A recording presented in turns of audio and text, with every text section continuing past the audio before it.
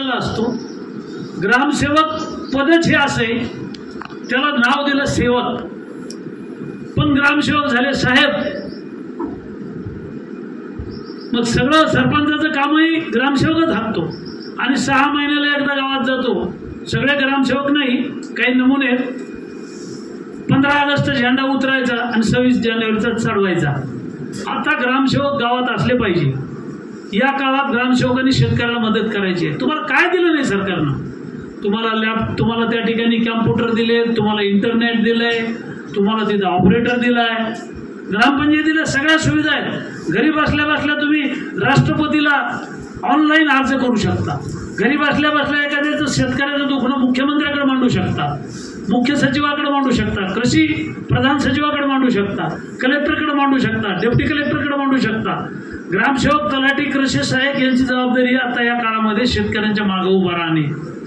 आणि बोगस खतं, आपल्या मराठवाड्यात काही बोगस खतं तयार करणाऱ्या कंपन्या आहेत, त्यांनी कुठल्याही प्रकारची सरकारची परवानगी घेतलेली नाही।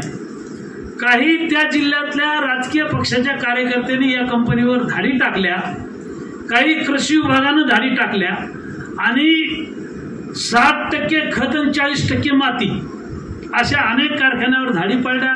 त्यांच्यावर गुन्हे दाखल झाले, त्यांच्यावर केसेस झाल्या।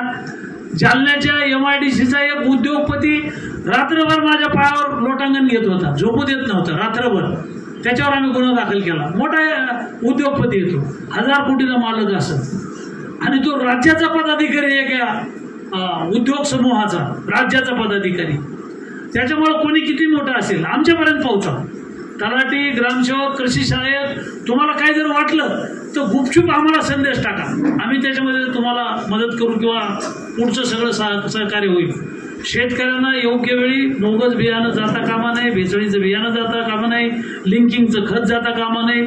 आपण सगळे शेतकऱ्याची लेकरं आहे, स्टेजवरचे असो की तुम्ही खाली बसलेले असो। किती ग्रामसेवक आले इथं बैठकीला चाहतो, जर कुंभकर्णासारखे जे तिथलचे लोक बसले असतील, राजकीय क्षेत्रातले लोक असतील, तलाठी असतील, ग्रामसेवक असतील, यांची जबाबदारी आहे।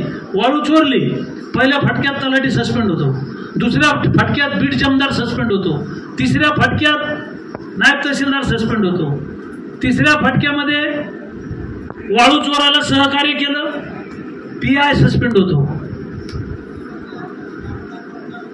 चौथ्या टप्प्यात तहसीलदारवर कारवाई होते, वाळू चोराला सहकार्य केलं, SDO वर होते, DYSP वर होते। चोरावर जे वाळू चोरतो त्याला पहिल्या टप्प्यात दंड लावायचा, 8 लाख 6 लाख जे काही नियम आहे तो। दुसऱ्या टप्प्यात पुन्हा धरला की पुन्हा दंड लावायचा, तिसऱ्या टप्प्यात पकडला की वाहन हरास करायचं, नियमच येतो। आणि वाळू चोराला ज्यांनी सहकार्य केलं त्याच्यावर राष्ट्रीय सुरक्षा कायद्याखाली मोका लागतो। हे काम सोपं नाही आहे, पण मोका बिका लावण्यात, कोणाला सस्पेंड करण्यात आम्हाला काही आनंद नाही, इंटरेस्ट नाही, कोणावर कारवाई करण्यात इंटरेस्ट नाही।